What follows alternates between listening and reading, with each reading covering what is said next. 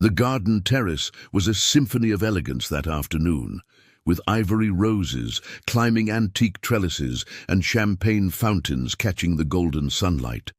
Soft violin music drifted through the air as guests mingled beneath crystal chandeliers, suspended from the open sky. It was the wedding everyone had been anticipating for months, lavish, meticulously planned, and hosting the most influential families in the region. I stood near the ornate fountain, adjusting my cufflinks, watching my sister-in-law Rebecca twirl in her designer gown, the perfect bride. Before we jump back in, tell us where you're tuning in from, and if this story touches you, make sure you're subscribed, because tomorrow I've saved something extra special for you. But I could never have predicted that this celebration of love would become the stage for my humiliation. When my wife of 8 years would approach me with a champagne flute in hand, throw the contents in my face, slap me hard across the cheek, and announce to everyone within earshot that our marriage was over, I'm still not sure what shocked the guests more, the public slap, her announcement, or what I chose to do next. A decision that would not only alter the course of the entire wedding day, but would eventually bring her powerful family to their knees. My name is Daniel. 3 months ago, I was a respected architect, husband to Elise Blackwood, and son-in-law to one of the wealthiest real estate developers in the Northeast. The Blackwoods weren't just rich. They were dynasty rich, with generational wealth that brought them influence in every circle that mattered. When I married Elise, her father, James, had made it abundantly clear that while I was welcomed into their world, I would always be an outsider, tolerated but never truly accepted. The Blackwoods stick together, James would say during family dinners at their lakeside estate, his eyes lingering on me just long enough to make the subtext clear. Family loyalty above all else. For years, I accepted my position on the periphery. Elise was brilliant, beautiful, and ambitious, the jewel of the Blackwood Empire, groomed from childhood to eventually take over her father's business. I had fallen in love with her fierce independence, her sharp mind, the way she could command a room without raising her voice. Or at least, that's what I believed I was seeing. Rebecca's wedding was being held at the Blackwood summer estate, 5 acres of manicured gardens overlooking the Atlantic. The ceremony had been flawless. Rebecca, the younger Blackwood daughter, had married Carter Hughes, the son of a senator and Blackwood family friend. It was more merger than marriage, as these things often were in their circles. But the couple seemed genuinely happy. The reception was in full swing when I noticed Elise in deep conversation with her father and older brother Thomas near the bar. Their expressions were tense, voices hushed but animated. Every few seconds, one of them would glance in my direction. I had seen these family conferences before, usually preceding some major business decision or family announcement. But this time, something felt different.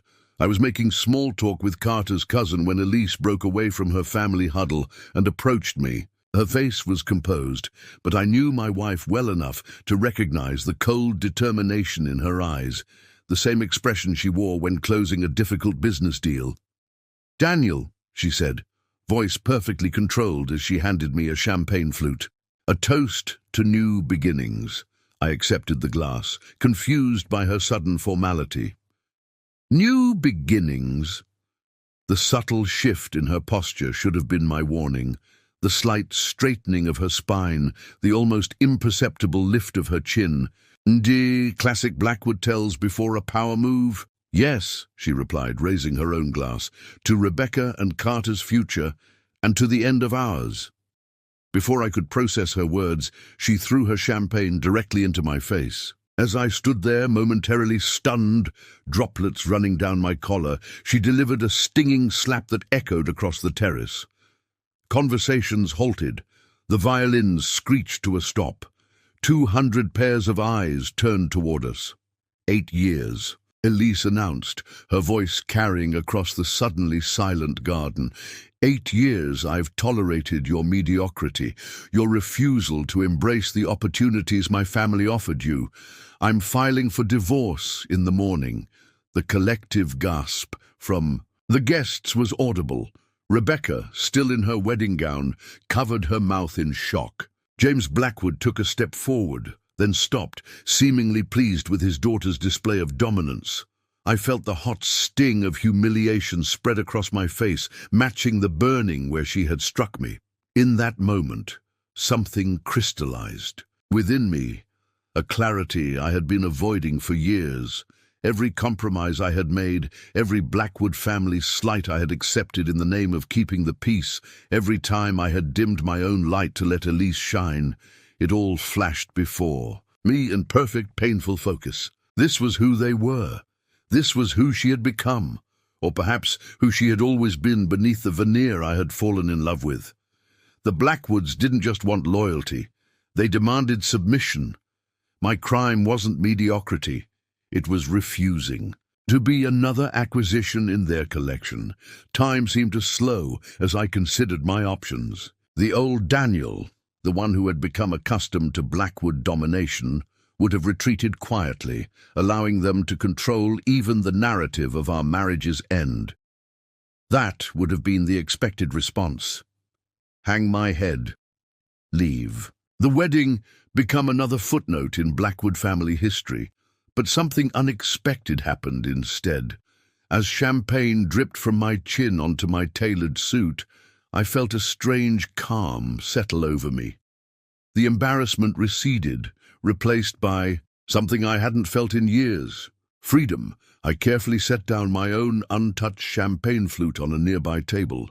I straightened my tie, used my pocket square to wipe my face, and then I did the one thing no one expected. I smiled. Not a forced grimace or a pained attempt at saving face. A genuine smile that reached my eyes and confused everyone watching, especially Elise. For the first time since I'd met her, I saw uncertainty flicker across her perfect features. "Thank you, Elise," I said, my voice steady and loud enough for the front rows of guests to hear. "You just gave me the greatest gift possible." Her composure faltered. This wasn't the script she had prepared for. The whispers around us grew louder. "I've spent 8 years trying to earn a place in a family that never intended to accept me," I continued, feeling lighter with each word. 8 years compromising my values, my career, my sense of self to fit into your world. And in one moment of cruelty, you finally set me free. I glanced toward James, who was watching with narrowed eyes, then back to Elise. "I accept your divorce announcement. In fact, I welcome it." The murmurs from the crowd grew louder. This wasn't how these scenes were supposed to play out in their world. The Blackwoods made declarations. Others simply complied. What happened next would change everything, not just for me, but for the entire Blackwood dynasty. Because what Elise didn't know, what none of them realized as they orchestrated my public humiliation, was that I had been keeping certain information secure for years. Information that I had discovered accidentally and had locked away out of misplaced loyalty to my wife's family. Information that would bring the Blackwood Empire crashing down. But in that moment on the terrace, surrounded by society's elite, all I did was turn to Rebecca and Carter, give them a respectful nod, and say, "Congratulations on your marriage. I hope it's built on a stronger foundation than mine was." Then I walked away, leaving Elise standing alone, her planned moment of triumph transforming into confusion as I made my exit through the parting crowd. The real story was about to begin. As I walked through the meticulously landscaped gardens of the Blackwood estate, away from the spectacle I'd just been part of, I could hear the hushed conversations resuming behind me. The wedding guests were undoubtedly dissecting what they'd just witnessed, weighing loyalties, picking sides. In high society, public drama was currency, and Elise had just made us both very wealthy in gossip. The cobblestone path crunched beneath my feet as I made my way toward the guest house where Elise and I had been staying for the wedding weekend. My face still stung from her slap, but the physical pain was nothing compared to the cold clarity washing over me. The truth was, this moment had been building for years. I just hadn't wanted to see it. Preparing and narrating this story took us a lot of time, so if you are enjoying it, subscribe to our channel. It means a lot to us. Now back to the story. I loosened my tie and unbuttoned my collar, breathing deeply for what felt like the first time in ages. The late afternoon sun cast long shadows across the property, and I found myself noticing details I'd overlooked during our many visits here. How the entire estate was designed to showcase Blackwood's superiority from the strategic hilltop location overlooking the town they essentially owned, to the imported marble statues that lined the pathways. 8 years. 8 years of subtly being reminded that I was fortunate to be among them. I had met Elise during a charity gala, where my architecture firm had donated design services for a community project. She had approached me, curious about the sustainable design elements we were implementing. I was immediately drawn to her, not just her obvious beauty, but her quick intelligence and passionate interest in urban renewal. Or so I thought. What I didn't realize then was that Elise had been assigned to evaluate my firm for potential acquisition. The Blackwoods had been expanding their real estate development portfolio and my boutique architecture practice, with its focus on sustainable design and community integration, had caught James Blackwood's attention, not because he valued our approach, but because he wanted to absorb and neutralize it. The courtship had been whirlwind, romantic dinners, weekend getaways, late nights, discussing design philosophy and urban planning. I believed I'd found someone who shared my vision, who valued what I valued. 6 months later, we were engaged, and I was being welcomed into the Blackwood fold. The warning signs had been there from the beginning. The first dinner at the Blackwood mansion should have been illuminating. James had spent the evening questioning me about my business model, my client list, my future plans. Elise had watched the interrogation with a small smile, occasionally squeezing my hand under the table in what I interpreted as support.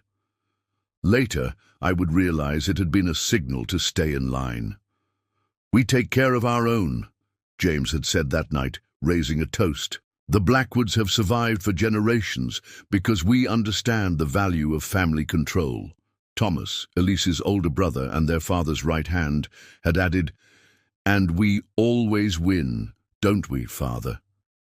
The family had laughed knowingly, and I had smiled, not yet understanding that I was being warned, not welcomed. After our wedding, a lavish affair that the Blackwoods had insisted on controlling down to the smallest detail, the true dynamic began to emerge. Elise expected me to fold my architecture practice into Blackwood developments. When I resisted, citing my commitment to my team and our vision, the pressure began. Subtle at first, then increasingly direct. "You're being stubborn," Elise had told me during one particularly heated argument. "Daddy is offering you resources most architects would kill for." "At what cost?" I'd countered. "Your father wants to water down everything we stand for." She had studied me with a look I would come to recognize, a calculated assessment of how much pressure to apply. "This isn't just about architecture, Daniel. It's about family loyalty." Over the years, I had compromised more than I cared to admit. I kept my firm independent, but accepted Blackwood projects that pushed ethical boundaries. I maintained my public stance on sustainable development while turning a blind eye to some of the family's more questionable practices.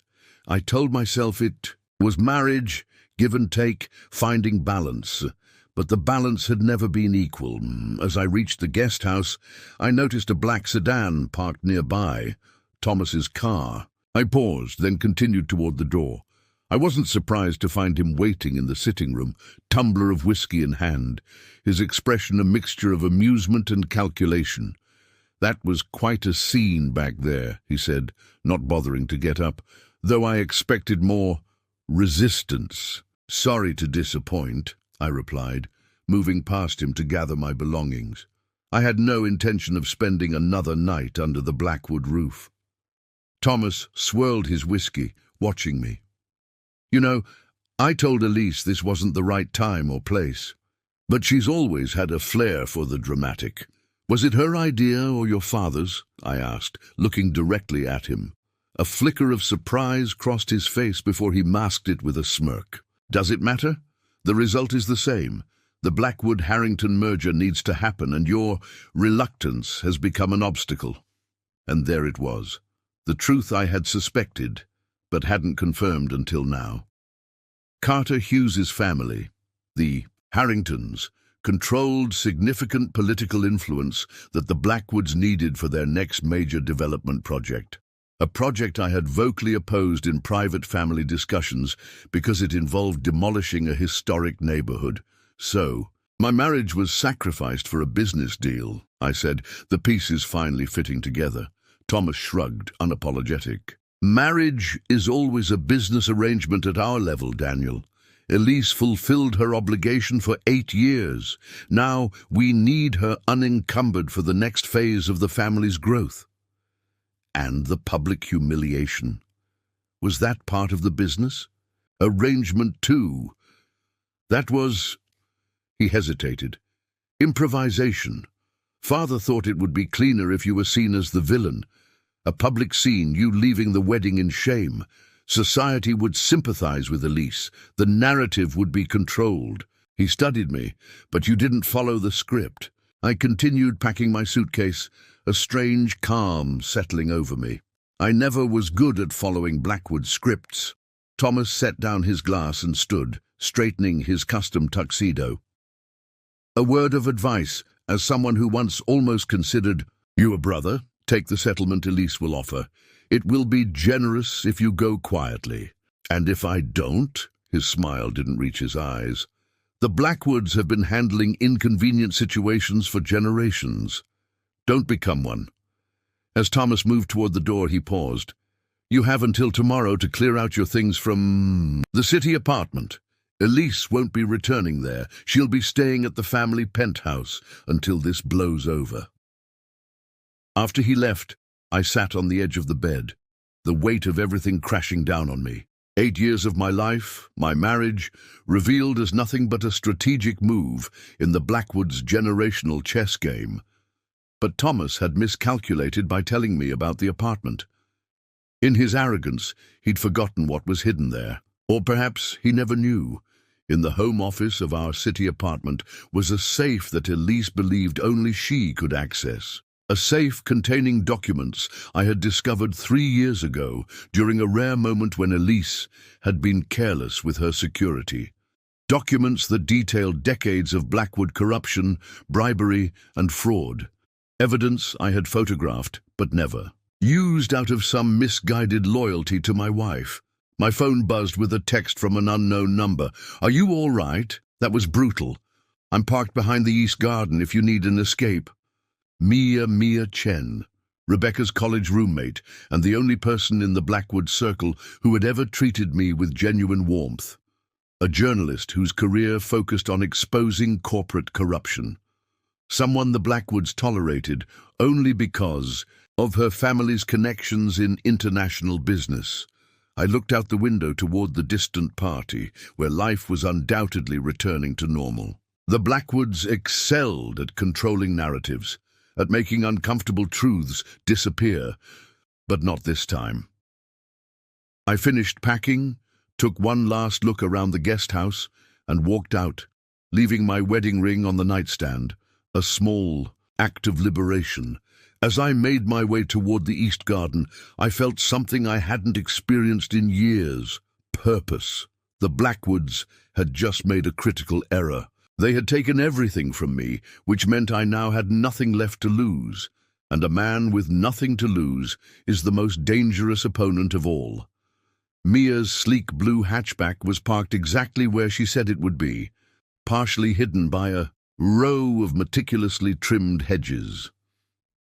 I spotted her leaning against the hood, phone in hand, looking completely out of place among the Blackwood opulence in her simple black pantsuit and practical flats. When she saw me approaching with my suitcase, relief washed over her face. "Daniel," she said, straightening up, "I was starting to think you might not come." I almost didn't, I admitted, loading my suitcase into her trunk. But I'm done hiding from the truth. As we drove away from the estate, the tension I'd been carrying for years began to ease. Neither of us spoke for the first few miles, the silence broken only by the soft jazz playing from her car speakers. I watched the Blackwood property recede in the side mirror until it was just a distant hilltop shadow. "Do you want to talk about what happened back there?" Mia finally asked, glancing at me. I ran a hand over my face, feeling the ghost of Elise's slap still lingering on my cheek. It was staged. The whole thing. The announcement. The humiliation. They needed me gone for some merger with the Harringtons. Mia nodded slowly. I figured it was something like that. The Blackwoods don't do anything without calculation. She hesitated. But a public slap at Rebecca's wedding. That seems excessive even for them. They wanted to control the narrative, I said, gazing out at the coastline as we drove along the ocean road. Make me the villain who slinks away in shame while Elise becomes the wounded party. Except you didn't slink away, Mia pointed out. You stood your ground. I've never seen James Blackwood look so unsettled.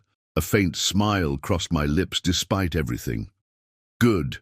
Unsettled is a start.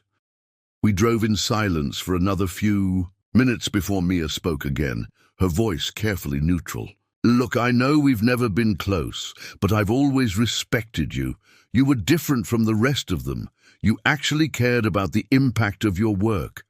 I turned to look at her. "Is that why you offered me an escape route?" "Partly," she admitted. "And partly because what I saw today crossed a line. Using Rebecca's wedding as a stage for that kind of power play was cruel, to you and to her." She tightened her grip on the steering wheel. "The Blackwoods forget that other people aren't just props in their grand narrative." The truth of her words hit me hard. For 8 years, I'd been exactly that, a prop, a convenient character in the Blackwood family story, the talented architect husband who gave Elise credibility in creative circles, the socially conscious partner who helped soften the family's cutthroat image, never fully my own person. "I need to go to our apartment," I said suddenly, "before they lock me out." Mia raised an eyebrow but didn't question me, simply adjusting our route toward the city. "So what happens next?" she asked after a while. That was the question, wasn't it? The Blackwoods expected me to accept defeat, take a settlement and disappear. The path of least resistance. The sensible choice. But as we drove toward the city skyline, something hardened inside me. For years, I had watched the Blackwoods destroy communities, manipulate politicians, and crush opposition, all while maintaining their pristine public image as philanthropic urban visionaries. I had compromised my own values, telling myself I was making changes from within. What a joke that had been. "I'm not sure yet," I answered honestly, "but I'm done being a spectator in my own life." We reached my apartment building just as the sun was setting, painting the glass tower in hues of amber and gold. The doorman gave me a strange look as we entered. News obviously travelled fast in Blackwood circles. "I'll wait in the lobby," Mia offered, but I shook my head. "Come up," I said. "There's something I want to show you." The apartment felt different already, colder, less like home. It had always been more Elise's space than mine, decorated in the minimalist luxury she preferred.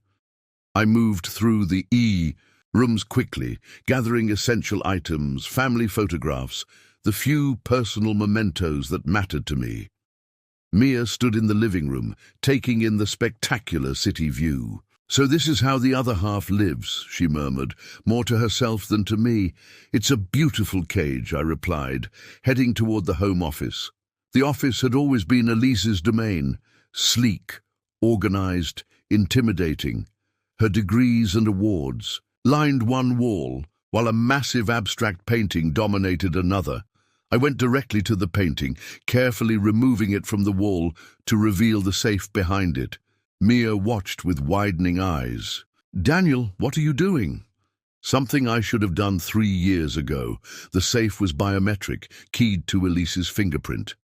But Elise had never known that I had discovered her workaround, a secondary numeric code she used when her assistant needed to access documents. I had memorized it after accidentally observing her use it once, never intending to breach her privacy, until I did, and discovered exactly what kind of family I had married into. The safe opened with a soft click. Inside were the usual items: jewelry, important documents, a small handgun. But behind a folder of insurance papers was what I was looking for: a red leather portfolio marked simply "Legacy." "What is that?" Mia asked, professional curiosity evident in her voice. I hesitated. For just a moment. Once I showed her these documents, there would be no going back. The Blackwoods would become my enemies in a way I had never experienced before. But then I remembered Elise's coldness as she announced our divorce in front of hundreds of people. I remembered Thomas's casual dismissal of our 8-year marriage as a strategic arrangement. I remembered years of subtle humiliation at family events. "Evidence," I said, removing the portfolio, "of everything the Blackwoods have been doing. For the past 30 years, Mia's journalistic instincts visibly kicked in. What kind of evidence? Bribes to city officials, environmental impact reports that were buried, records of threatening competitors, offshore accounts." I placed the portfolio on the desk.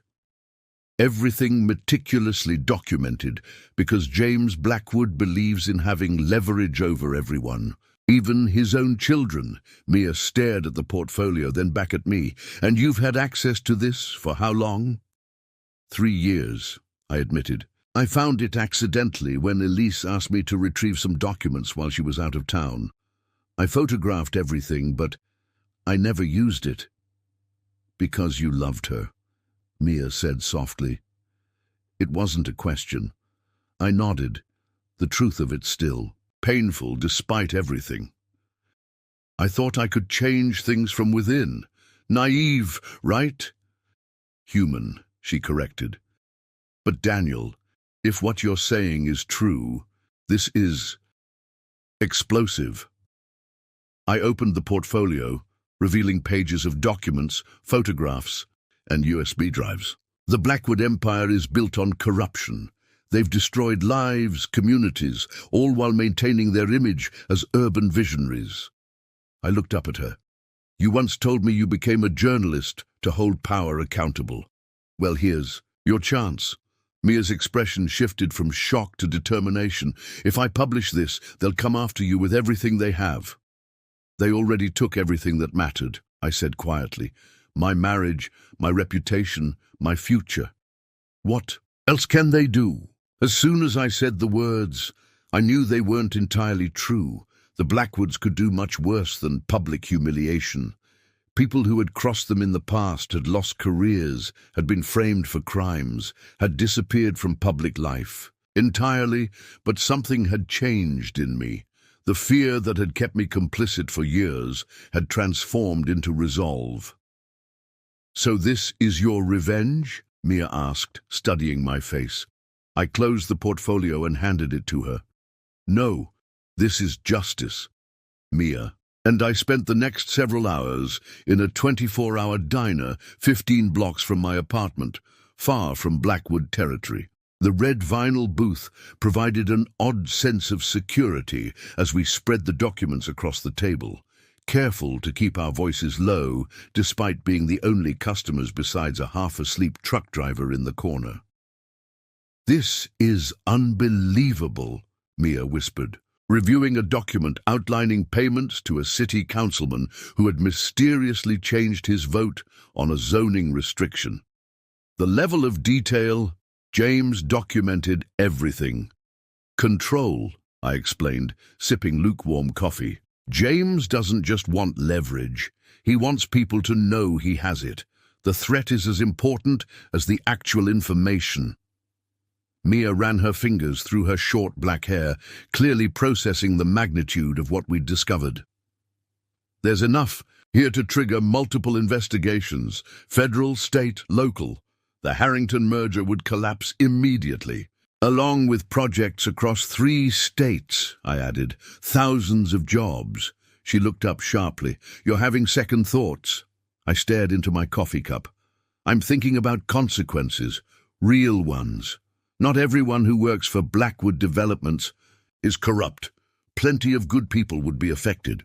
People who might be working on projects that are destroying historic neighborhoods, displacing vulnerable communities, and violating environmental regulations, Mia countered, though her tone remained gentle.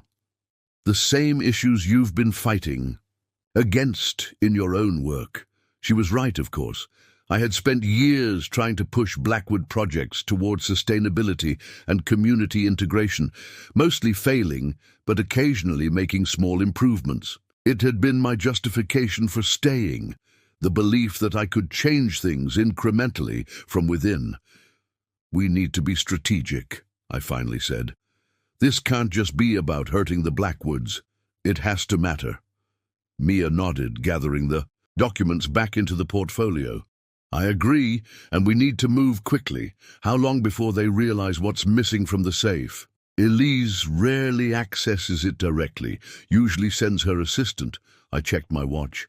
But given everything that's happened, she might check soon. Tomorrow at the latest. Then we have until tomorrow to make our first move. The waitress refilled our coffee cups, eyeing the portfolio curiously, but asking no questions. When she walked away, Mia leaned forward.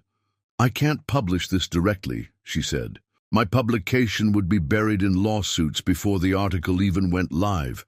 The Blackwoods have an army of lawyers on retainer. So what do? We need to get this to someone with protection. Federal investigators, possibly. But we'd need a contact we can trust. She tapped her fingers on the table, thinking. I know someone at the FBI's Public Corruption Unit, former source, but approaching them directly is risky. I considered our options. What about anonymously? Possible, but without context, they might not understand the significance. These documents need interpretation. She studied me, and honestly, your testimony would make this much stronger. The weight of what we were considering settled over me. Becoming a whistleblower against the Blackwood family wouldn't just end my marriage, it would fundamentally alter the course of my life. Everything I had built professionally, every connection, potentially destroyed. There's something else we need to consider, I said quietly. Retribution. The Blackwoods won't just fight this legally. They'll come after anyone involved personally. Mia's expression hardened. I'm a journalist, Daniel. Powerful people have threatened me before. Not like this, I warned. The documents show how they handled the Hamilton situation. Her eyes widened slightly. Martin Hamilton had been a prominent environmental activist who had vocally opposed a major Blackwood development 5 years ago.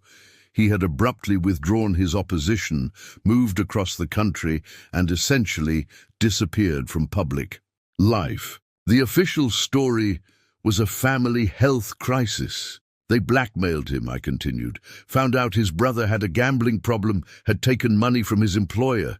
The Blackwoods offered to cover it up if Hamilton backed off. Mia was silent for a moment. And you knew about this? The question stung, but it was fair.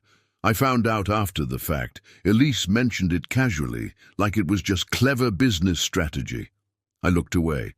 I told myself it was a one-time thing. But it wasn't. No, I admitted. It wasn't. The silence between us grew heavy. I could feel Mia reassessing me, wondering how much I had known, how complicit I had truly been. I couldn't blame her. I was a coward, I said finally. I justified staying silent by telling myself I was doing more, good from the inside. But the truth is, I was afraid of losing everything, my marriage, my career, the life I thought I wanted. I met her gaze directly. I'm not afraid anymore. She studied me for a long moment, then nodded. Okay. She pulled out her phone.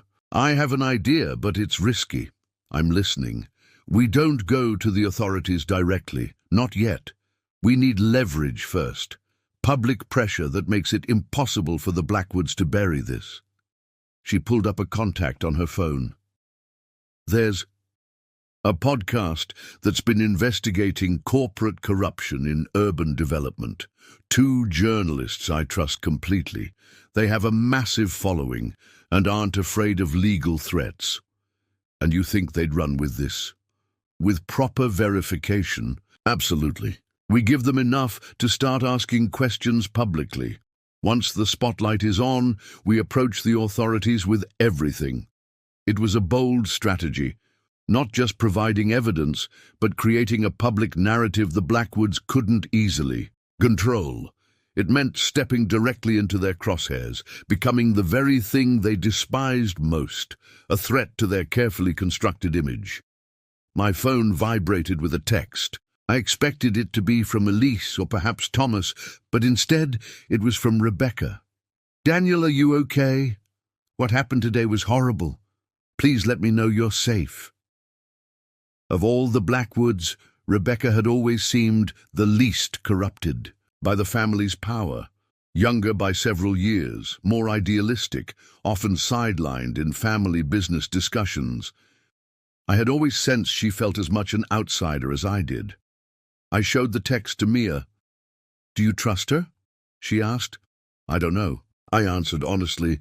"She's always been kind to me, but she's still a Blackwood," Mia finished. I put the phone away without responding. "Let's talk to your podcast contacts." Mia placed the call, speaking cryptically at first, then more openly as she established that the line was secure. I listened as she outlined what we had, careful not to mention names or specific details. When she finished, she handed me the phone. "They want to hear from you directly," she explained. I took a deep breath and put the phone to my ear. "This is Daniel." "Daniel, I'm Avery, co-host of The Paper Trail," came a measured voice. "Mia says you have documentation of systematic corruption involving a major development company. Before we go further, I need to understand something. Why now? What changed?" It was the question I had been asking myself since walking away from the wedding. What had really changed? The Blackwoods had always been who they were. Elise had never hidden her loyalty to her family. Perhaps the only thing that had changed was me, my willingness to keep pretending.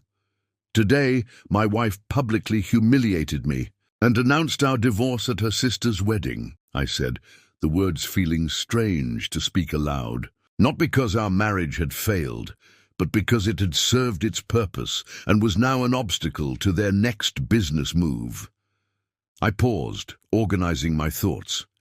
For 8 years, I compromised my values because I told myself I was making a difference from within. Today, I realize that was a lie I told myself to avoid making hard choices. I'm done compromising. Silence on the other end, then, that's a personal motivation. Why should our listeners care? Because the Blackwood Development Corporation isn't just another successful family business. It's a criminal enterprise disguised as urban innovation.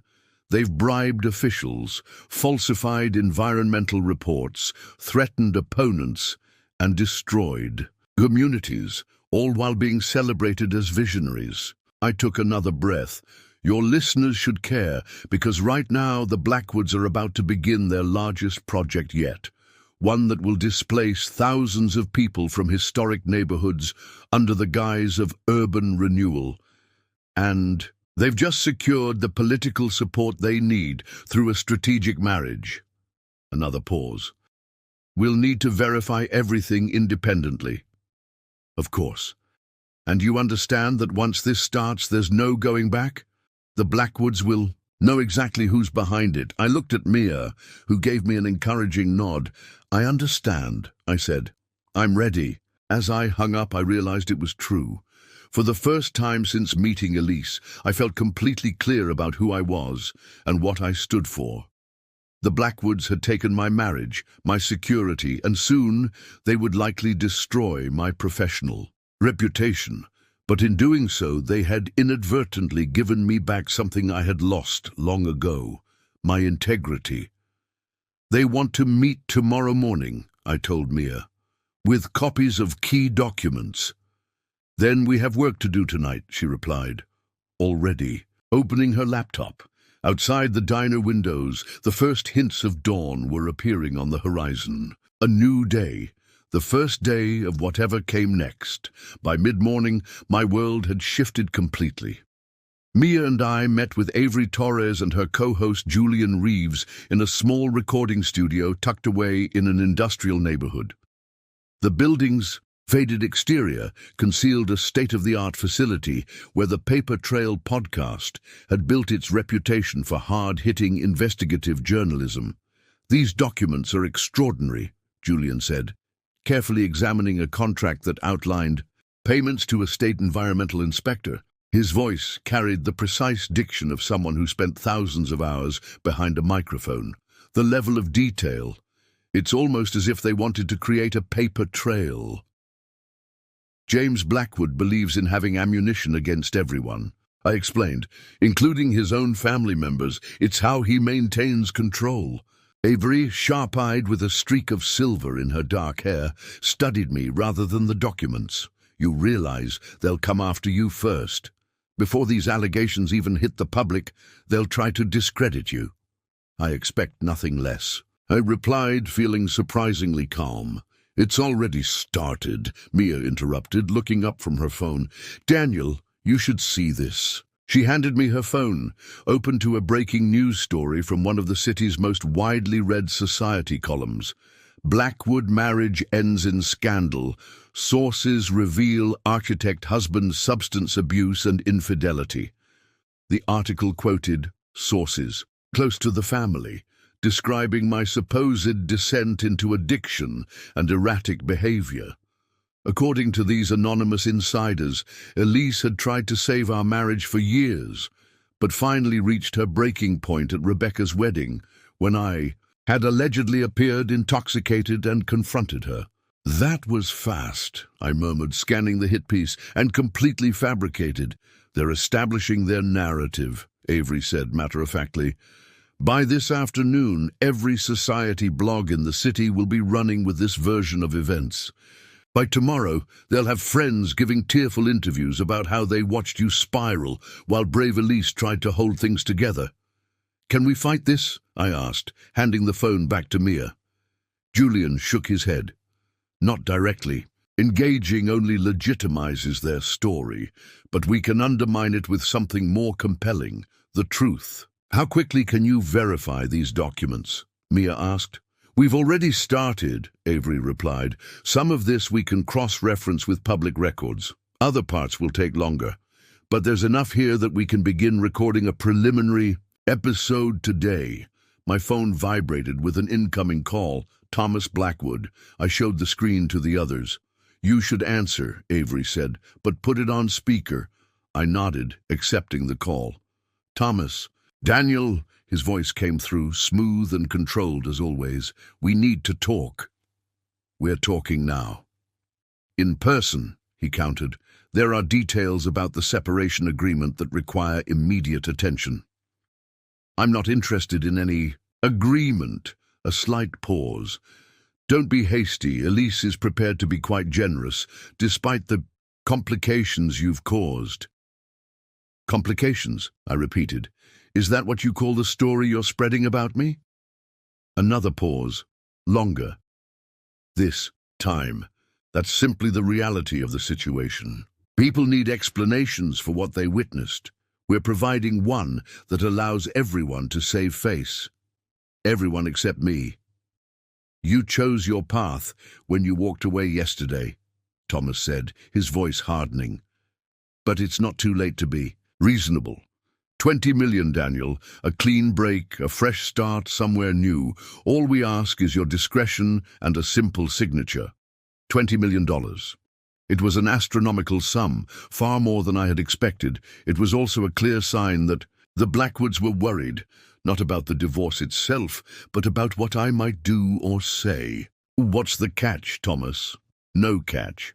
Just extensive non-disclosure provisions and an agreement to relocate. Perhaps the West Coast or Europe. Elise mentioned you always wanted to see Berlin. The three others in the room watched me intently, Avery making a slashing motion across her throat, urging me to end the call. I'll need time to consider this, I said instead, ignoring her signal. Of course, Thomas replied, audible relief in his voice, but don't take too long. The offer expires at 5 today. Why the rush? Efficiency, he answered smoothly. The sooner we resolve this matter, the sooner everyone can move forward. I'll call you back, I said and hung up. They're scared, Mia observed. 20 million is panic money. Avery nodded in agreement. They must suspect you have the documents. Or they're just being thorough, Julian countered. The Blackwoods didn't build an empire by leaving loose ends. My phone buzzed again, this time with a text from an unknown number. We need to meet. Not about the divorce. It's important. Rebecca. I showed it to the others. It's a trap, Mia said immediately. They're using Rebecca to get to you. Maybe, I agreed, or maybe she genuinely wants to talk. Even if she does, Avery warned, anything you say to her will go straight back to James. I considered this. Rebecca had always seemed different from the rest of her family, less calculated, more genuine. On several occasions she had quietly supported my efforts to make Blackwood projects more community-focused, but she was still a Blackwood, raised in that culture of loyalty above all else. I'll ignore it for now, I decided. We need to focus on next steps. Julian pulled out a digital recorder. Let's get your statement on record while we continue verifying these documents. The sooner we can release something, the harder it will be for them to control the narrative. For the next hour, I detailed my knowledge of Blackwood operations, the projects I had personally witnessed being manipulated, the officials whose support had been suspiciously consistent, the community opposition that had mysteriously evaporated. I provided context for the documents, explaining the complex web of shell companies and consultancies the family used to distance themselves from direct bribery. Throughout my testimony, I was careful to distinguish between facts I knew firsthand and information I had only heard about. I didn't want to give the Blackwoods any opportunity to discredit the entire story by finding a single exaggeration. As we finished, Avery reviewed her notes. This gives us enough for an initial episode. We'll frame it as allegations with supporting documentation rather than definitive claims until we can verify everything independently. How soon can you release it? Mia asked. Day after tomorrow at the earliest, Julian replied. We need to be meticulous about this. One mistake and the Blackwoods will use it to dismiss everything. They'll try to silence you before then. Avery warned me. The moment they confirm you have these documents, they'll escalate beyond character assassination. What do you suggest? Don't go anywhere predictable, she advised. Not your office, not friends' homes. They'll be watching those places. And don't accept any settlement offer, Julian added. The moment you sign anything, they'll use it to discredit everything you say afterward. As if in cue, my phone buzzed with another text, this time from Elise. Daniel, please be reasonable. Thomas told me about your conversation. The offer is fair. Don't throw away your future out of spite. I showed it to the others without responding. They're closing ranks, Mia observed. First Thomas, then Rebecca, now Elise herself. Next will be James, I predicted, the final authority. Julian checked his watch. We should move. We've been in one location too long. As we gathered the documents, my phone rang again. This time, it was my business partner, Alan. Daniel, where the hell are you? He demanded when I answered. The office is swarming with reporters asking about your substance abuse issues and whether you've been embezzling from client accounts. I froze. What? Someone's feeding them information, documentation showing irregular financial transactions, emails about performance issues. It's all bullshit, but they're eating it up. His voice lowered. And 2 men from Blackwood Legal are here with a cease and desist letter claiming you violated intellectual property agreements. The others were watching me, concern evident on their faces. "They're moving faster than we anticipated," Avery murmured.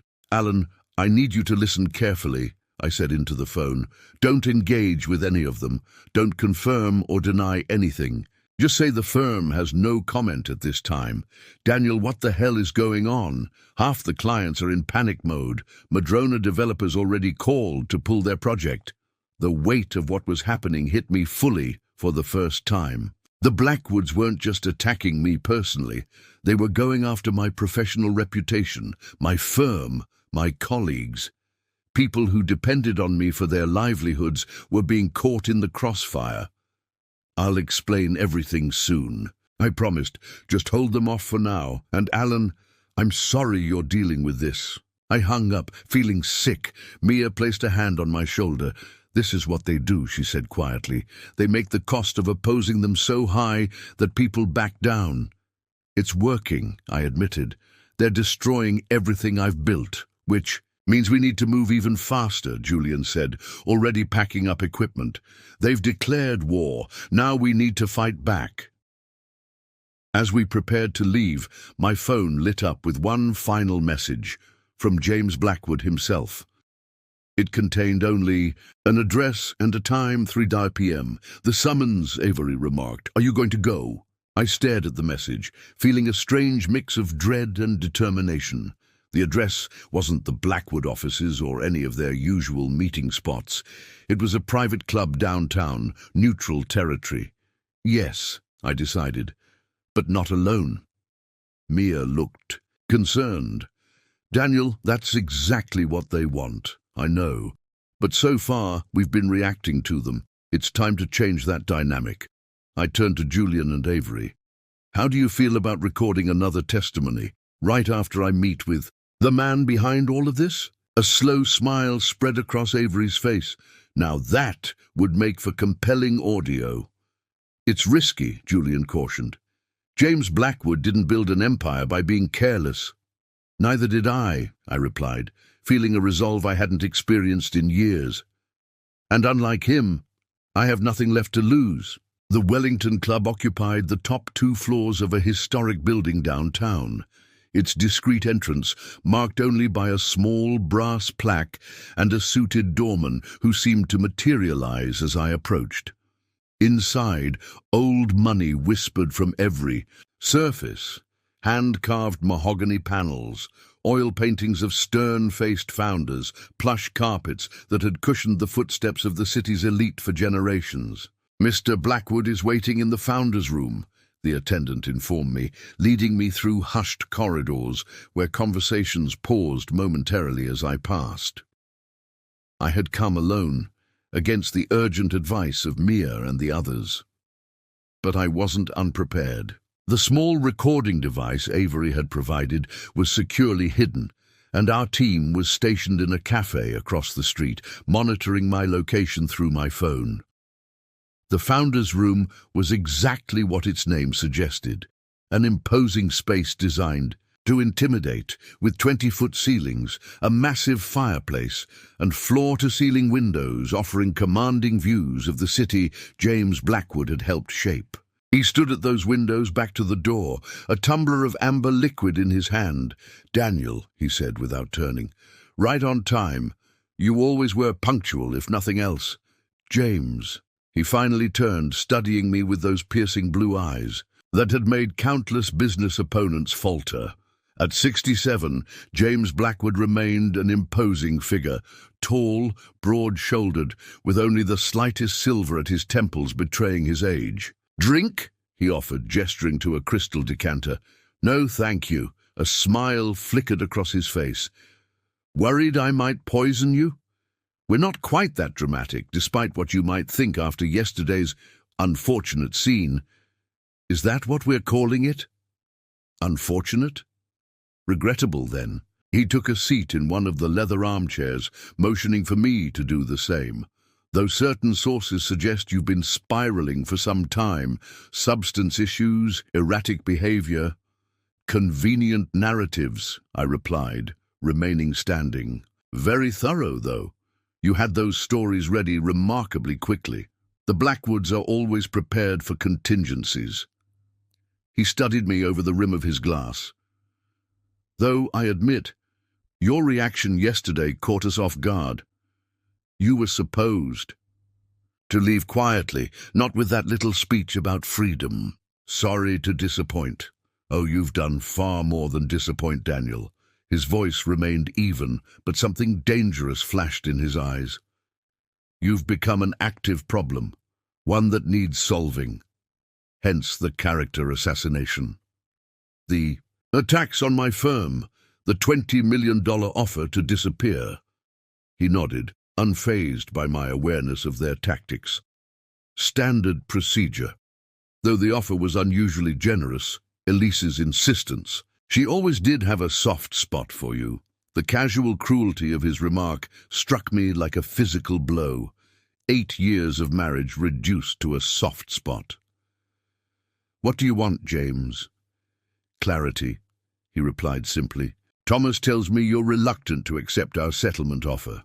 I want to understand why. He leaned forward slightly. Is it the amount? We can adjust it. Is it pride? That's expensive, but understandable. Or is it something else entirely? His eyes held mine, searching for something. That's when I realized he wasn't sure if I had the documents. He suspected, certainly, but he didn't know. Maybe I just don't appreciate being discarded when I'm no longer useful, I said carefully. James chuckled. Come now, Daniel. You're too intelligent for such sentimentality. Marriage at our level has always been strategic. Elise fulfilled her obligation for 8 years. You were well compensated with a lifestyle most men could only dream of. The arrangement has simply run its course. Because of the Harrington merger. A flicker of surprise crossed his face before he masked it. You've been paying attention. Good. Then you understand what's at stake. Enlighten me. He set his glass down and stood, returning to the window. The Westridge development will be the largest urban renewal project this city has ever seen. 5,000 new housing units, commercial spaces, parks, a legacy that will outlive all of us and displace 3 historic neighborhoods in the process, I added. Neighborhoods your company quietly bought up through shell corporations over the past decade, while deliberately allowing properties to deteriorate so you could claim blight. He turned sharply, his composure slipping for the first time. You've been busy. I've been observant. The Harringtons control the zoning board, he continued after a moment, regaining his poise. Their political connections can expedite approvals, neutralize opposition. With their support, Westridge breaks ground next quarter. Without it, he shrugged. Unfortunate delays. And Rebecca's marriage to Carter secures that support. Family alliances have built empires since time immemorial. He smiled thinly. Your marriage to Elise served its purpose. Her potential marriage to Martin Harrington will serve another. The pieces finally clicked into place. Not just a business merger, another strategic marriage. Elise, freed from me, would now be positioned to marry into the Harrington family directly, the ultimate consolidation of power.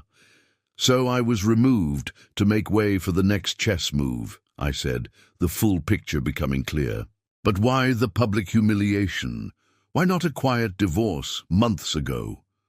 James returned to his seat, sighing as if disappointed by my failure to understand. Timing, Daniel. We needed you in place through the early negotiations to maintain stability. The planning committee knew you as Elise's husband, the socially conscious architect who gave our projects credibility. Your sudden absence would have raised questions at a delicate stage, and the slap, the public announcement, that was... He hesitated. Improvisation. Elise was supposed to have a private conversation with you after the wedding, express regrets, offer a generous settlement, but when you were seen questioning Thomas about the Harrington conversations, he shrugged. She panicked, made a scene. Regrettable but effective in its own way. I felt a chill run through me. The calculated nature of it all. Years of my life, my marriage, my future, all pieces on a chessboard to be moved or removed as needed. And now, I asked quietly, now we clean up an unfortunate mess. He leaned forward. The offer still stands. 20 million. A new start, far from here. All we require is your signature on the settlement agreement and the return of any sensitive materials you might have removed from your apartment. There it was. The confirmation that he knew, or at least strongly suspected, that I had taken the documents. And if I decline, James didn't answer immediately. He studied me with the dispassionate interest of a scientist observing a specimen. You know, when Elise first brought you home, I told her you wouldn't last. Too idealistic, too attached to principles that have no place in our world.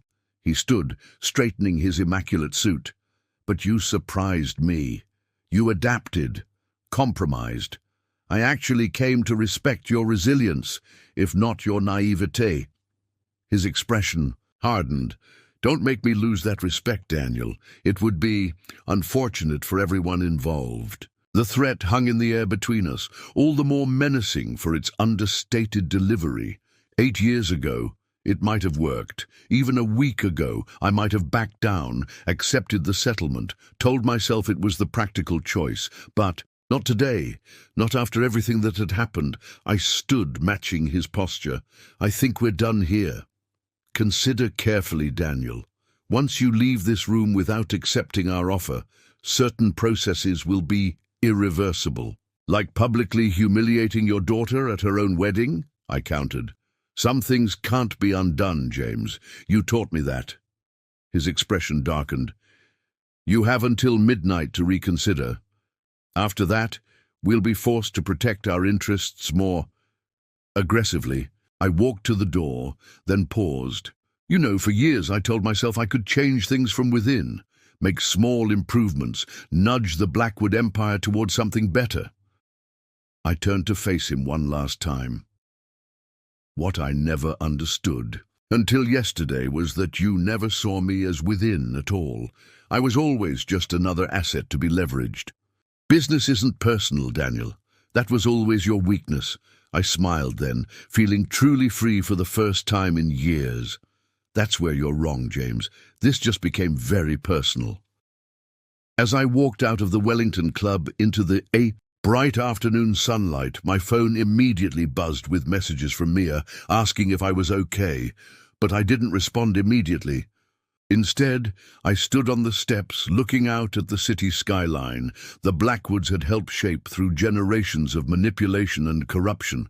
It was time to reshape it again, this time with truth. I met Mia, Avery, and Julian at a small apartment Avery kept under a pseudonym for sensitive investigative work.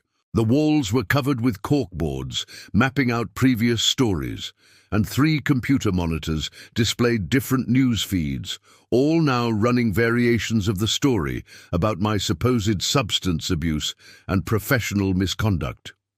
We got everything, Avery confirmed, removing the small recording device I'd worn. James Blackwood, in his own words, admitting to manipulating zoning processes, strategic marriages, and threatening you. It's gold.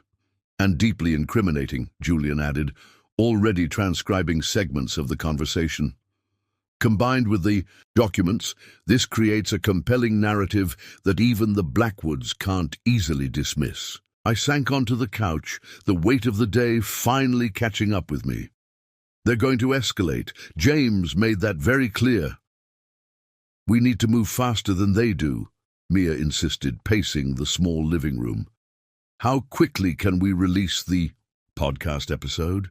Julian looked up from his computer. I can have a rough cut by morning. We release it, then immediately take the documents to the State Attorney General's office. Not yet, I said, surprising them all. We need one more piece. What piece? Avery asked. I pulled out my phone and showed them Rebecca's earlier message, asking to meet. I think it's time I talked to the one Blackwood who might actually have a conscience. Mia shook her head vehemently. Daniel, no, it's clearly a trap. Maybe, I acknowledged. But what if it's not? Rebecca has always been different. She never fully bought into the family business model. What if she knows something we don't? Or what if she's been sent to get information from you? Avery countered. The Blackwoods are masters of using family members as tools. I considered this. Rebecca was, after all, a Blackwood. She had grown up in that environment, shaped by the same influences as Elise and Thomas, but there had always been something genuine about her resistance to the family's more cutthroat practices. Small moments over the years, her discomfort during certain business discussions, her quiet support for community-focused initiatives, her tendency to question rather than simply comply. "I'll be careful," I promised. "Public place, no documents, recording everything, but I need to try. If there's even a chance she has information that could help us."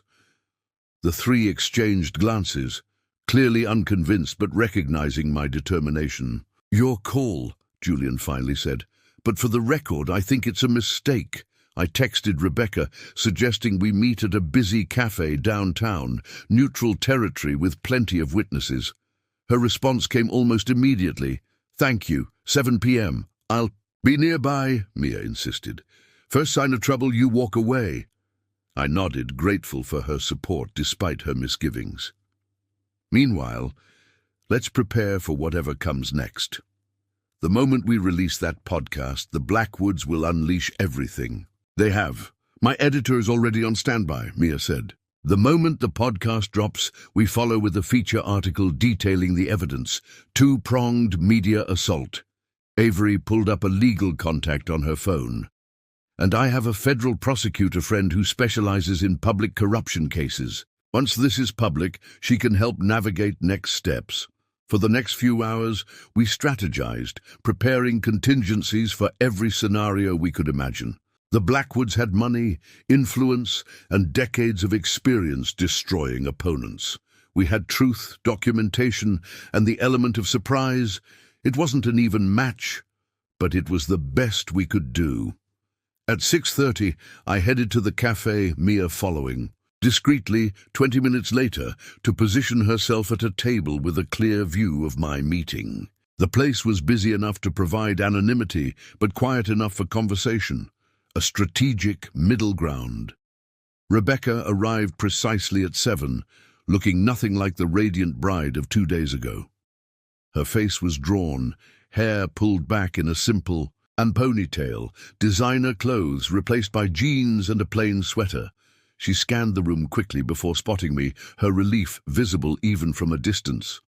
"Daniel," she said, sliding into the seat across from me, "thank you for coming. I wasn't sure you would."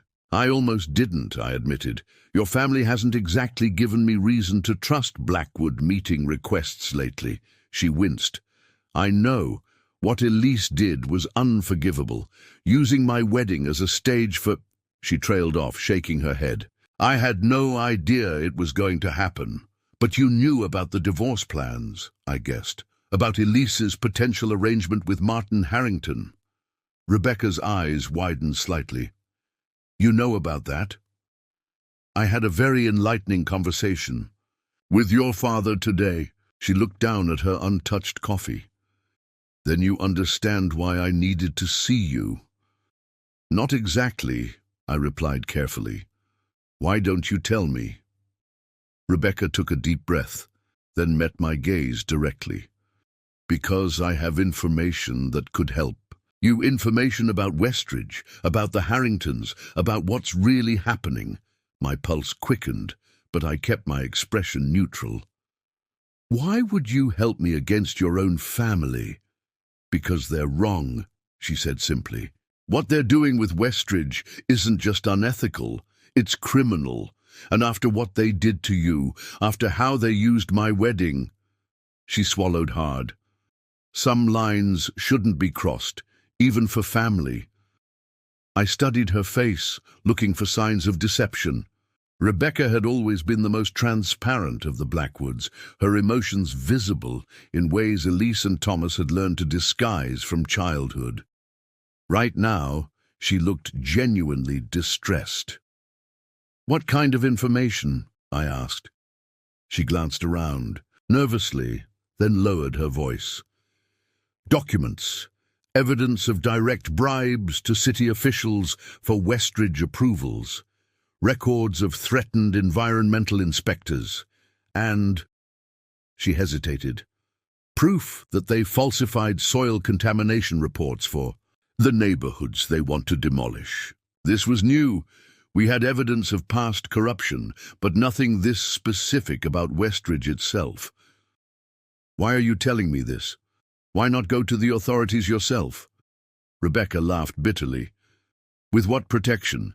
The moment I moved against the family, I'd lose everything.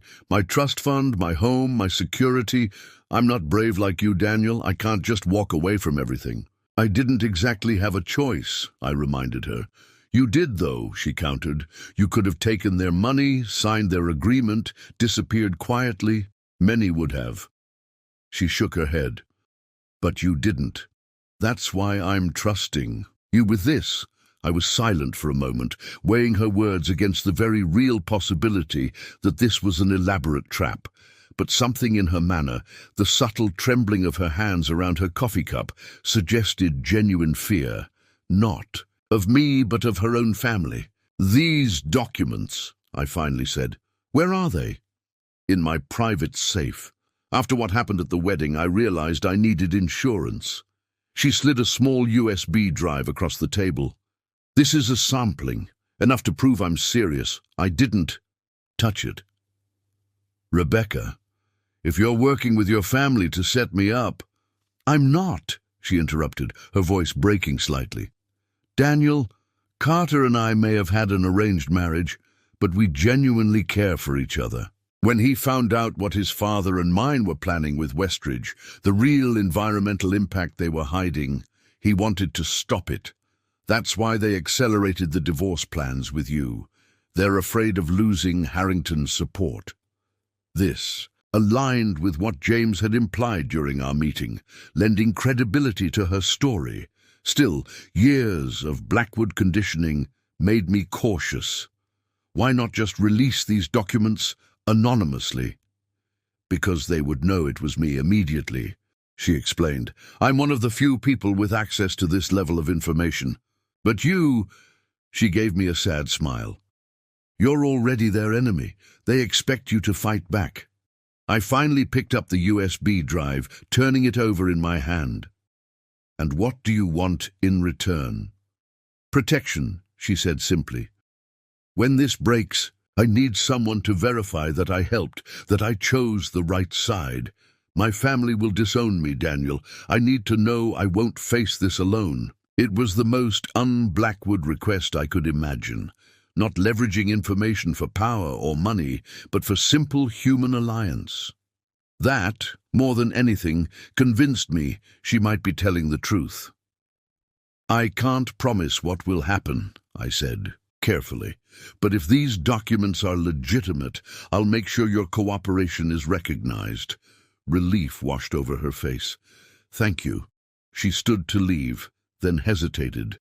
Daniel, be careful. When my father realizes what's happening, there's no line he won't cross to protect the family legacy. I know. As she walked away, Mia immediately moved to my table, her expression tense. Well? I showed her the USB drive.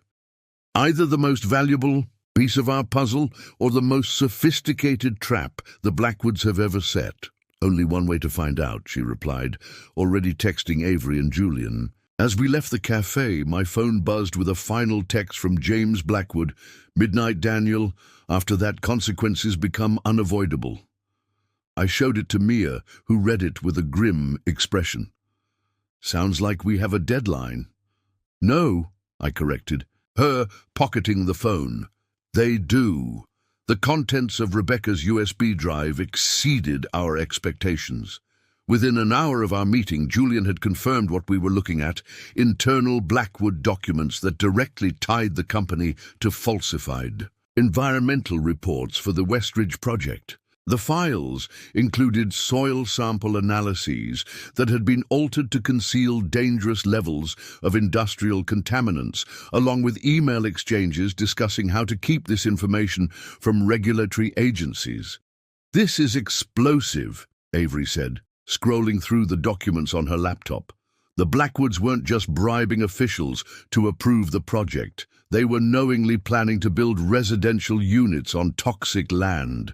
Julian nodded grimly, "and hiding evidence that could cause serious health issues for thousands of future residents." The room fell silent as the full implications sank in. This wasn't just about corruption anymore. People's lives were at stake. "We need to accelerate everything," I said, checking the time. It was just after 9 p.m., 3 hours before James Blackwood's deadline. "How quickly can we incorporate this into the podcast episode?" "I can have it ready by 5 a.m., Julian replied, already beginning to organize the new material. "We release at 6, just as the morning news cycle kicks in." Mia was simultaneously drafting her article, occasionally asking me to verify details about Blackwood operations that weren't explicitly covered in the documents. As a journalist who had been covering urban development for years, she understood exactly which angles would resonate most strongly with the public. "The human element is key," she explained as she typed. "We need to connect the corruption to real consequences. Neighborhoods destroyed, lives disrupted, health endangered. That's what will cut through the noise." By midnight, James Blackwood's deadline, we had a comprehensive plan in place. The podcast would drop at 6 a.m., followed immediately by Mia's feature article. By 9 a.m., we would deliver the complete set of documents to the State Attorney General's office, where Avery's contact had arranged a meeting. A three-pronged assault that would make it impossible for the Blackwoods to control the narrative. My phone remained ominously silent. No further threats from James, no messages from Elise, nothing from Thomas. The calm before the storm. "You should try to rest," Avery suggested, noticing my exhaustion. "Tomorrow's going to be intense." I nodded, but knew sleep would be impossible. Instead, I found myself standing by the window of the apartment, looking out at the city skyline.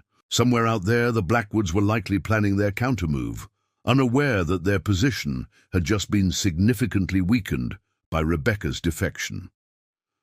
Around 2 a.m., my phone finally buzzed, not with a call or text, but with a news alert. I opened it to find my own face staring back at me beneath a headline that made my blood run cold. "Architect under investigation for fraud. Blackwood Development files lawsuit alleging millions misappropriated." "They're making their move," I called to the others, who immediately gathered around to read the breaking news story.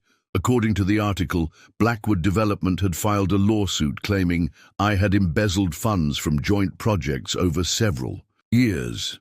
They had evidence of irregular transactions, falsified expense reports, and client funds diverted to personal accounts.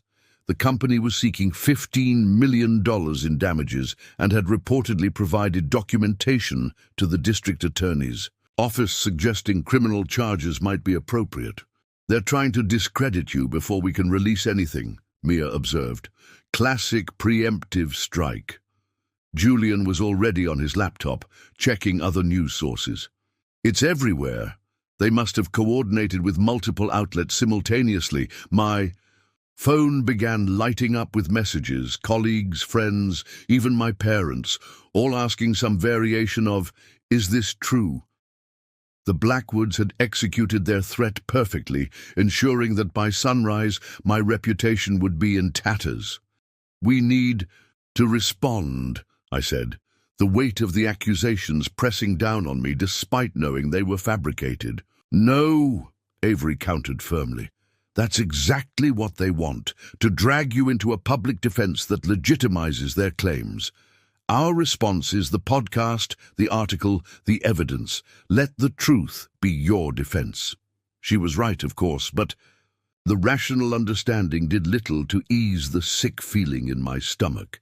Even with our evidence, the damage to my personal and professional reputation might be irreparable. The Blackwoods had made good on their threat. They were burning everything to the ground. My business partner Alan called next, his voice tight with controlled panic. "Daniel, the police just left the office with boxes of financial records. They're saying there's evidence of systematic fraud. What the hell is happening?" I explained, as best I could without revealing our imminent counter-move. "It's all fabricated, Alan. The Blackwoods are retaliating because of the divorce. By accusing you of crimes?" His disbelief was palpable. "This isn't just a PR problem, Daniel. This is potential jail time. The firm's accounts have been frozen pending investigation. The reality of what the Blackwoods were willing to do, the lives they were willing to destroy beyond just mine, hit me with full force. I need you to trust me for 24 more hours, I told him. By this time tomorrow, everything will make sense. We might not have a firm left in 24 hours, he responded, but agreed to hold steady. By 5 a.m., Julian had completed the podcast episode, incorporating Rebecca's documents and my recorded conversation with James Blackwood into a damning 45-minute exposé. We gathered around his computer as he prepared to upload it to the Paper Trails platform. "Once we do this, there's no going back," he warned, finger hovering over the publish button. "The Blackwoods will come at us with everything they have." "They already are," I pointed out, gesturing to the news stories still proliferating across my phone. "At least now we fight back with the truth." Julian nodded and clicked publish. The episode, titled "The Blackwood Empire, Corruption, Coercion and Toxic Legacy," went live precisely at 6 a.m. Mia's article followed minutes later on one of the city's most respected news sites. The response was immediate and overwhelming. Within the first hour, the podcast had been downloaded over 50,000 times. Mia's article was trending on every social media platform. News outlets were scrambling to verify the allegations, reaching out to both us and the Blackwoods for comments.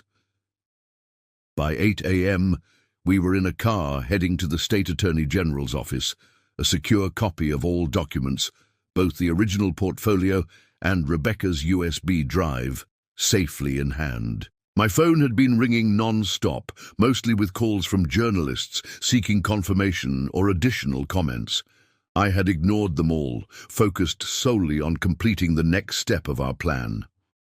"How do you feel?" Mia asked as we navigated through the morning traffic, news radio buzzing with discussion of the breaking scandal. "Numb," I admitted, and worried about the blowback, not just for me, but for everyone involved. You, Avery, Julian, Rebecca, even Alan and our firm's employees. "The difference between us and the Blackwoods," she observed, "is that we understood the risks and chose this fight anyway. Because it was right." As we approached the government building, I noticed a familiar black sedan parked across the street, Thomas's car. Seated inside was Elise, her expression unreadable as she watched our approach. Our eyes met briefly through the car windows, and for a moment I saw something I couldn't quite identify. Anger, certainly, but also something that might have been regret. She picked up her phone, presumably to alert the others of our arrival. The Blackwoods would know exactly what we were doing, but they were powerless to stop it now. The information was already public, the narrative already shifting beyond their control. Inside the Attorney General's office, we were met by a serious-looking woman in her 50s, flanked by two assistants who began immediately cataloguing the documents we provided. "These are serious allegations, Mr. Harrington," she said, after a preliminary review, "particularly the environmental falsification. If verified, this would constitute a major public health risk." "Every document can be authenticated," I assured her, "and there are witnesses willing to testify, including Rebecca Blackwood Hughes." Her eyebrows rose at that. "A family member is cooperating." "She made the choice to protect people over profits," I explained, "something the Blackwoods have never prioritized." As we detailed the evidence, The Attorney General's expression grew increasingly grave. By the time we finished our presentation, she was already issuing directives to her team about next steps, including securing a temporary halt to all Westridge development activities pending investigation. When we emerged from the building 2 hours later, the media had gotten wind of our meeting. A small crowd of reporters waited outside, cameras ready. Mia squeezed my arm encouragingly. "You don't have to speak to them," she said. "We've done what we came to do." I looked at the assembled journalists, then at the city skyline beyond them, a skyline the Blackwoods had helped shape through generations of corruption and manipulation. For too long, they had operated in shadows, using money and influence to avoid consequences. "Actually," I decided, "I think it's time to step into the light." As I approached the microphones, I saw Thomas's sedan still parked across the street. Elise was gone, but James had taken her place, watching intently from the passenger seat. Our eyes met briefly across the distance, and I saw something I had never witnessed in James Blackwood before: uncertainty. The Blackwoods had declared war by publicly humiliating me and attacking everything I had built. Now they were about to learn that some battles can't be won with money and power alone. Sometimes the truth is the most devastating weapon of all. The next 48 hours unfolded with a speed and intensity that seemed almost surreal. The media storm surrounding the Blackwood revelations grew exponentially, dominating news cycles and social media discussions. The environmental aspects of the story, particularly the concealed toxic contamination, resonated deeply with the public, transforming what might have been dismissed as a business scandal into a public health crisis. I had been prepared for the Blackwoods to fight back aggressively, and they did. Their first response came through an army of lawyers and PR specialists who dismissed the allegations as fabrications by a disgruntled ex-family member facing serious fraud allegations of his own. They called the podcast irresponsible journalism based on doctored documents and threatened lawsuits against everyone involved. But the evidence was too substantial, too specific to be easily dismissed.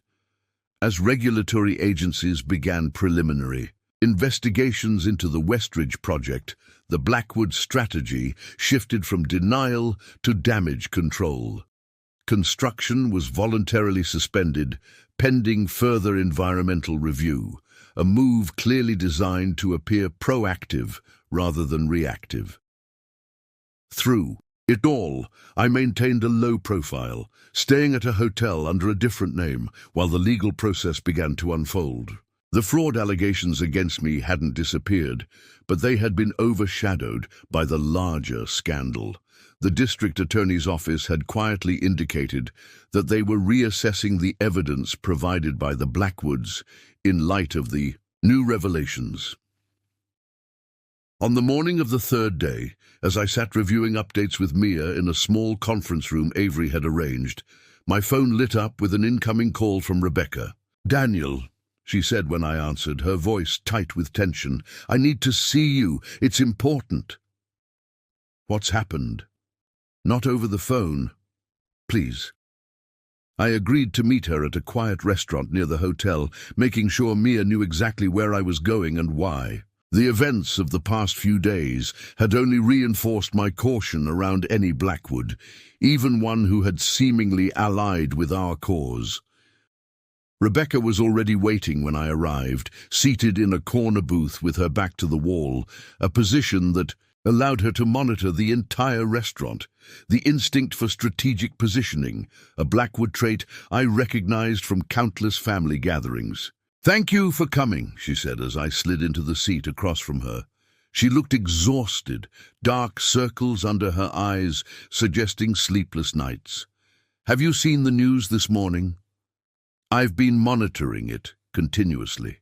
The temporary injunction against Westridge, the calls for a criminal investigation." "Not that," she interrupted. "The press conference. James is calling a press conference at noon. This was new information." "To say what?" To address the allegations directly. He's never done that before. Always works through lawyers and spokespeople. She leaned forward. Daniel, he's desperate. When powerful men get desperate, they become dangerous. Has he threatened you? Not explicitly, but Carter and I have been effectively isolated. None of my calls to the family are being returned. Our access to family accounts has been restricted.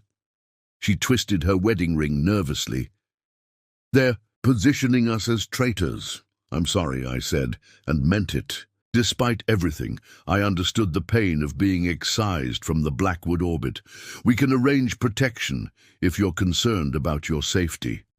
She shook her head. It's not us I'm worried about. It's you. Thomas has been having meetings with people the family usually only contacts when conventional methods have failed. The implication was clear. You think they might try something beyond legal channels? I know my father, she replied simply. He built his empire by eliminating obstacles, not negotiating with them. And right now, you're the biggest obstacle the family has ever faced. As if on cue, my phone buzzed with a text from an unknown number. This can still end peacefully. $50 million, immediate relocation, all charges dropped, final offer. JB. I showed it to Rebecca, whose expression darkened. See? Escalation. The offer nearly tripled. Because they're scared. Because they're cornered, she corrected. And that's when my father is most dangerous. I considered the situation. The Blackwoods were clearly feeling the pressure. The initial shock of the revelations was transitioning into concrete legal consequences, with multiple agencies now examining their business practices. The Harrington merger was on hold, with Carter's father publicly distancing himself from the Westridge project. Years of carefully constructed power and influence were beginning to crumble. What do you think the press conference is really about? I asked. Rebecca hesitated. I think he's going to sacrifice someone. It's his pattern when things go wrong. Identify a scapegoat, express shock and dismay, promise reform. Usually it's a mid-level executive who acted without authorization. Will that work this time? The evidence clearly shows his direct involvement. Maybe not, but it might buy time, create doubt, slow the momentum. She glanced at her watch. The conference is in 2 hours. I should be there. Not on stage, but watching. If I understand what they're planning, I can help counter it. As she stood to leave, I caught her arm gently. Rebecca, why are you doing this? Really? You could have taken the easier path, stayed quiet, protected your position in the family. She was silent for a moment, then met my gaze directly. Because 8 years ago, when you first started dating Elise, you were the only one who ever asked me what I wanted, not what the family expected. You saw me as a person, not a Blackwood asset. Her voice softened. And because sometimes the family legacy we choose is more important than the one we inherit. After she left, I sat alone in the booth, trying to process her warning and what it might mean. The Blackwoods were escalating, growing more desperate as their control of the situation slipped away. James's text offering $50 million confirmed they were willing to pay an extraordinary price to make this disappear. I decided to watch the press conference from the hotel where Mia, Avery, and Julian had set up a temporary base of operations. As noon approached, we gathered around a laptop streaming the event live from Blackwood headquarters. The setting was carefully choreographed, James at a podium with the Blackwood corporate logo prominently displayed, flanked by Thomas and, surprisingly, Elise, all three dressed in somber business attire, expressions appropriately grave. The perfect picture of a family business addressing a crisis with transparency and responsibility. James stepped to the microphone, his voice steady and authoritative as he began speaking. Good afternoon. I'm here today to address the serious allegations that have been made against our company in recent days. He paused, his expression shifting to one of controlled regret. After an internal review, I am deeply troubled to confirm that some of these allegations appear to have merit. The admission sent shockwaves through the assembled press corps. This wasn't the categorical denial everyone had expected. While the full extent remains under investigation, it appears that certain members of our environmental compliance team, acting without proper oversight, may have manipulated data related to the Westridge development. He shook his head sadly. This represents a profound betrayal of our corporate values and the trust the public has placed in the Blackwood name for generations. It was exactly as Rebecca had predicted, the sacrificial lamb strategy. Blame lower-level employees, express shock and disappointment, position the family as victims rather than perpetrators. Effective immediately, we are suspending all work on the Westridge project pending a comprehensive third-party environmental assessment. We are fully cooperating with all regulatory agencies and will take whatever steps necessary to ensure public safety and restore trust. He continued with promises of internal reforms, enhanced oversight, and commitment to transparency. It was masterfully done, acknowledging enough to appear forthright while carefully avoiding any admission of personal knowledge or responsibility. Then came the twist I hadn't anticipated. On a more personal note, James continued, his voice softening, I must address the involvement of my former son-in-law, Daniel Harrington, in these public accusations. My stomach tightened as the camera panned briefly to Elise, who looked down demurely, the picture of a woman wounded but dignified. While our family is deeply disappointed by Mr. Harrington's actions following the unfortunate end of his marriage to my daughter, we understand the pain and confusion that often accompanies such personal difficulties. We extend our sympathy and hope he finds the help he clearly needs during this troubled time. The strategy was brilliantly manipulative, not attacking me directly, but positioning me as someone deserving of pity, someone whose accusations stemmed from emotional trauma, rather than legitimate concerns. It was character assassination disguised as compassion. However, James continued, his tone hardening slightly, we cannot allow personal grievances to undermine public confidence in projects that will benefit thousands of families in our community. We remain committed to addressing any legitimate concerns while moving forward with our mission of urban renewal and community development. As the press conference concluded and reporters began shouting questions, I closed the laptop, feeling a strange mix of anger and reluctant admiration. James Blackwood was a master strategist, instantly adapting to a crisis that would have destroyed most people. That was... Mia searched for the right word. Brilliant, I finished for her. He's sacrificing a few employees, admitting just enough to appear transparent and framing me as an emotionally unstable ex-family member whose allegations are driven by personal grievance. Oh, will it work? Julian asked. It might buy them time, Avery admitted. Create enough doubt to slow the momentum of the investigations. The court of public opinion is fickle. I stood up, suddenly feeling the walls of the hotel room closing in. They're not just fighting this in the court of public opinion. Rebecca says they're exploring other options to silence me. Mia looked alarmed. What kind of options? The kind that operate outside legal channels. I paced the small room, thinking rapidly. We need to accelerate everything, get the complete evidence to every investigating agency, ensure it's too widely distributed to be buried. And we need to get you somewhere safer, Avery added, her expression grave. If Rebecca's warning is accurate, the Blackwoods are entering their most dangerous phase. As if to emphasize her point, my phone buzzed with another text, this one from Elise herself. We need to talk, one last time, for both our sakes. I showed it to the others, who immediately advised against meeting her, but something in the wording caught my attention. Not a threat, not an offer, but something that sounded almost like a warning. What if she's trying to tell me something? I wondered aloud. Or lure you into a trap, Julian countered.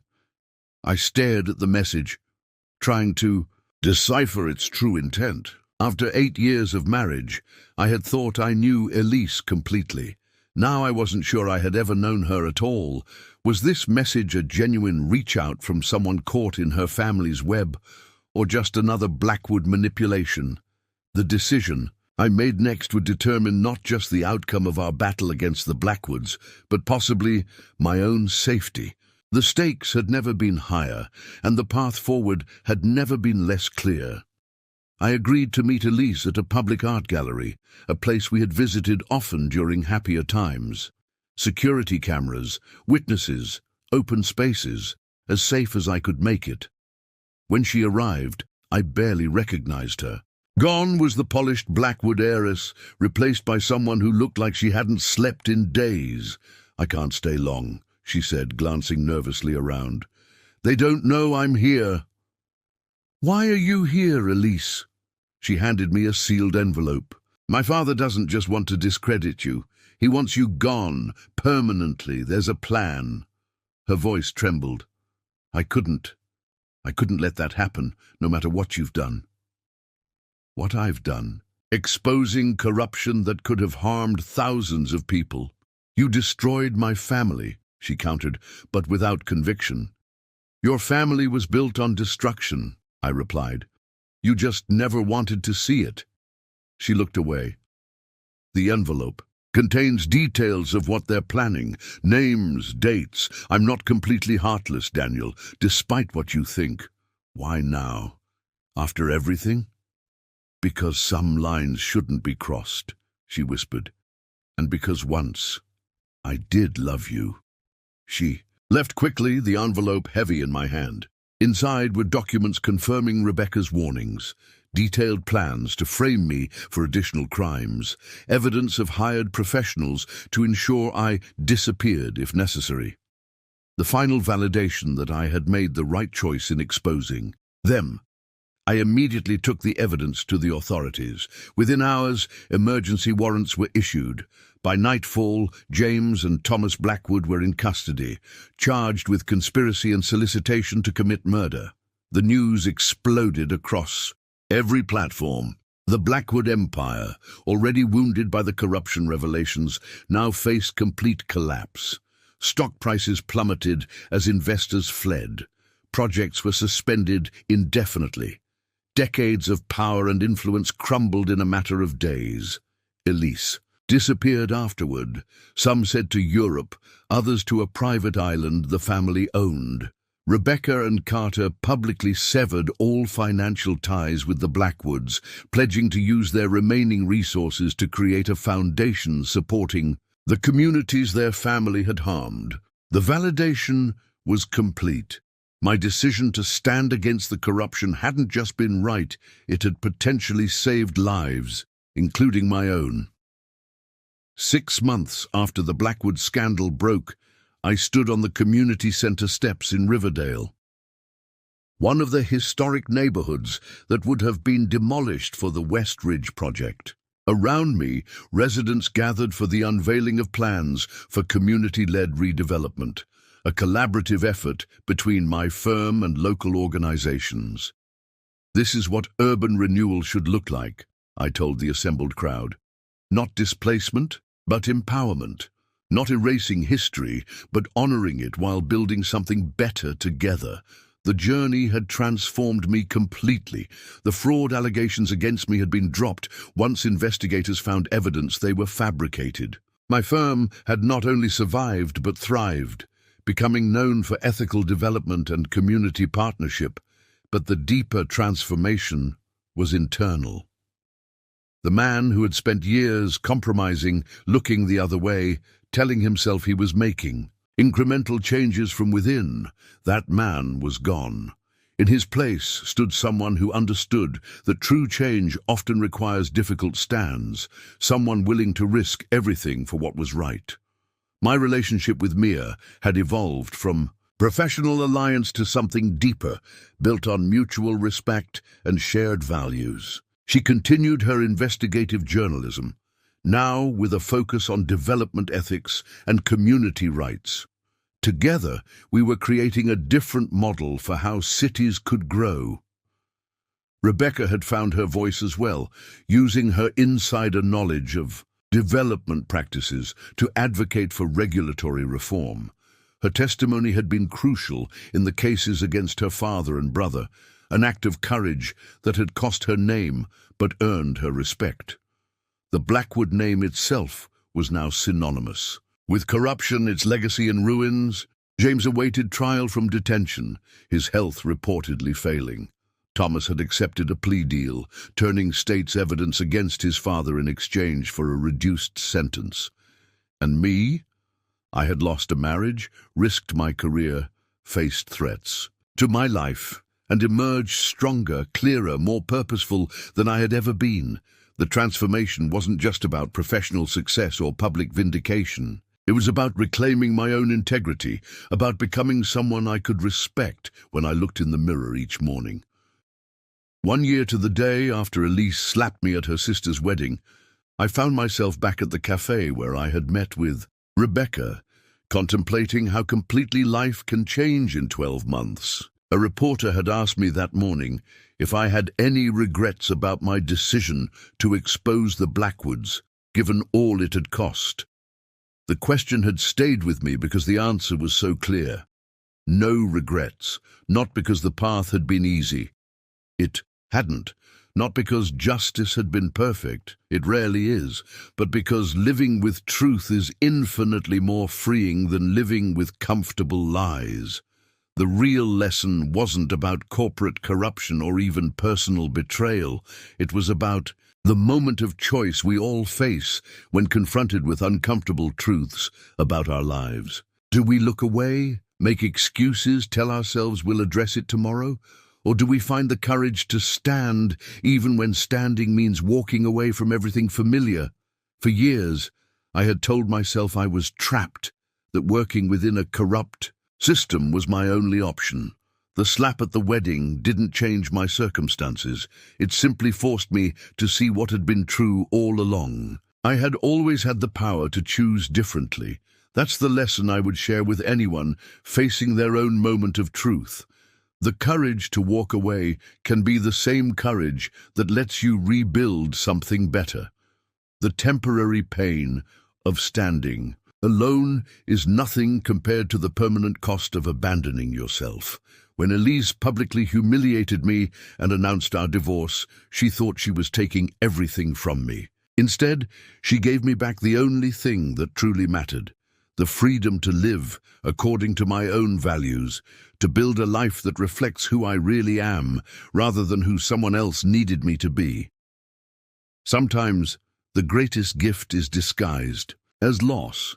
Sometimes, what looks like an ending is really the first step toward a far better beginning. Up next, you've got 2 more standout stories right on your screen. If this one hit the mark, you won't want to pass these up. Just click and check them out. And don't forget to subscribe and turn on the notification bell so you don't miss any upload from us.